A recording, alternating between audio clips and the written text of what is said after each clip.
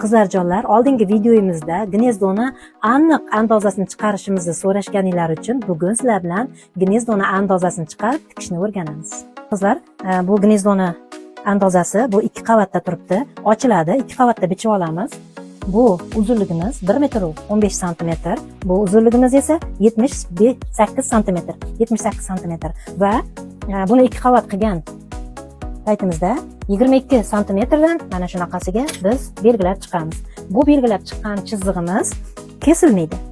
Qavatda bo'lgani uchun bu chiziqchamiz bu faqat tikiladi, bu kesilmaydi. Bu bizga mana bu trubani belgilab olishimiz uchun. Oxirida esa mana shu yerda 22 cm ga 17 cm chuqurlikda o'yib olinadi.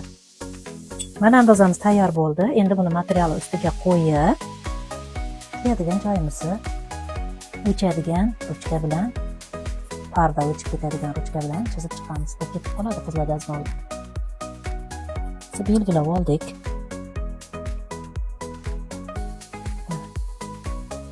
Mana shu yerni qanday chiqaramiz deb o'ylasanglar qizlar, mana shunday ushlab turasiz. Mana buklaysiz-ku, materialda yumshoq bo'ladi. Bitta nuqta qo'yasiz.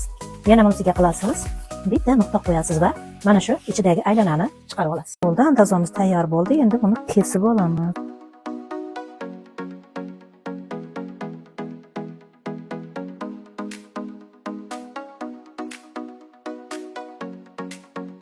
Endi biz ruchkasini bichib olamiz andozamizda.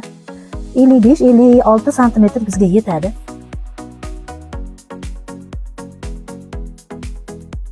Eniga esa xohlaganingizcha qancha qalin bo'lsa, shuncha baquvvat bo'ladi. 16 cm.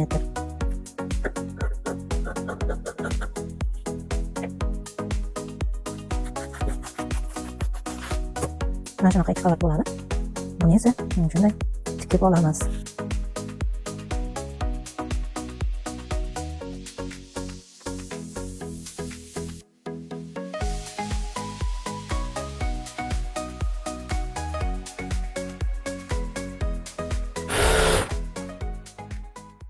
Qizlar, boyagi bizni belgilab olgan chizig'imiz mana bu yerda 22 cm dan belgilab olgandik. Chizib qo'yganmiz belgilab. Buni qiymaymiz deganmiz. Oxirida mana shunday tikib chiqamiz buni.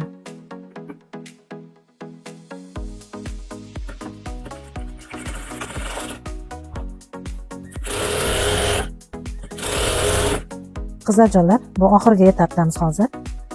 Mana shu qo'yayotgan krujovamizni xohlasanglar mana bu tarafidan qo'ysanglar ham bo'ladi. Xohlasanglar mana tashqi tarafidan qo'ysanglar ham bo'ladi. O'zingizlarning xohishingizlarga qarab.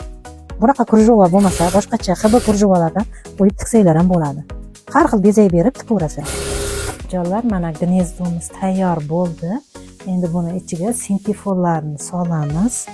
Sintefonni qanday solamiz? Qattiq qilib solamiz. Mana shunda mana bu trubasi bola yotganda dumalab ketmaydigan chiroyli bo'lib chiqadi.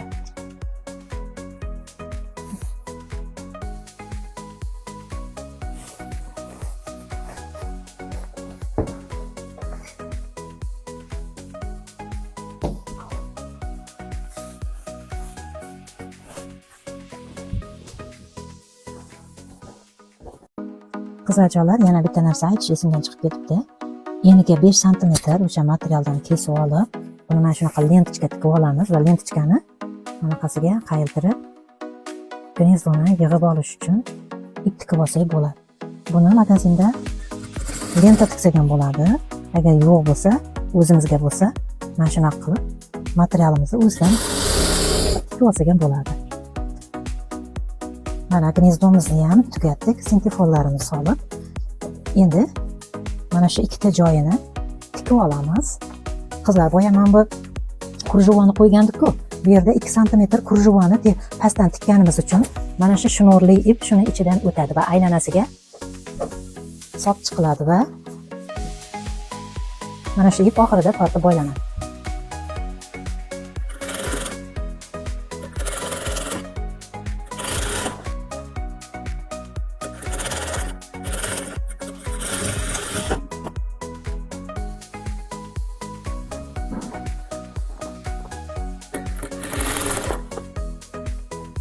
Qizlar, mana gnezdomiz tayyor bo'ldi. Talablaringizga binoan desam. Mana shunday.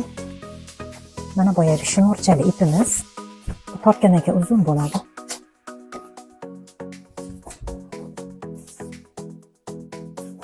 Mana. Tayyor.